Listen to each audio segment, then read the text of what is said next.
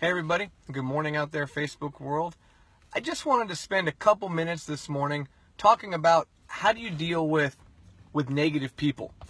I have found that one of the biggest struggles that Christians have, especially new Christians, is they become a Christian, they're trying to turn their life around, they're trying to live differently, and they're excited about their new faith. Maybe they start sharing their new faith, they're living in a different way.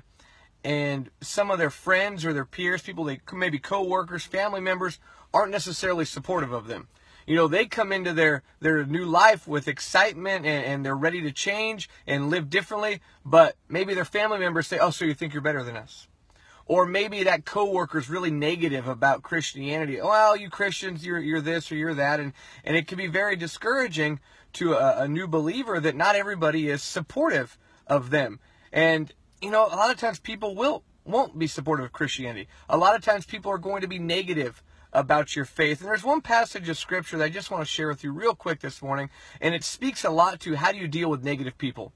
How do you handle it when you know you're doing the right thing, but yet people are still treating you in an unkind way? Jesus, over in Matthew chapter 5, and in verse 10, he makes a statement. He says, "Blessed are those who have been persecuted for the sake of righteousness, for theirs is the kingdom of heaven. Blessed are you when people insult you and persecute you and falsely say all kinds of evil against you because of me. Rejoice and be glad, for your reward in heaven is great, for in the same way they persecuted the prophets who were before you." There's some people that just are going to be negative.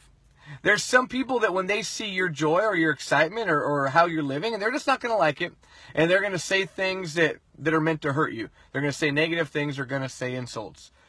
But what Jesus says is, that's okay. In fact, if you're doing the right thing and people are upset that you're doing the right thing, they did the same thing to the prophets. They did the same thing to Jesus.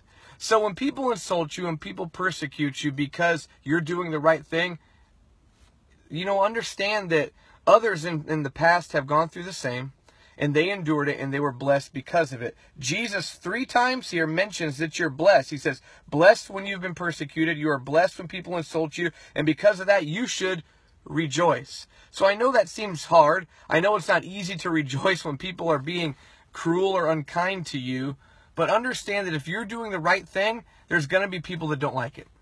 There's going to be people that are automatically in opposition to somebody who's trying to live their life right.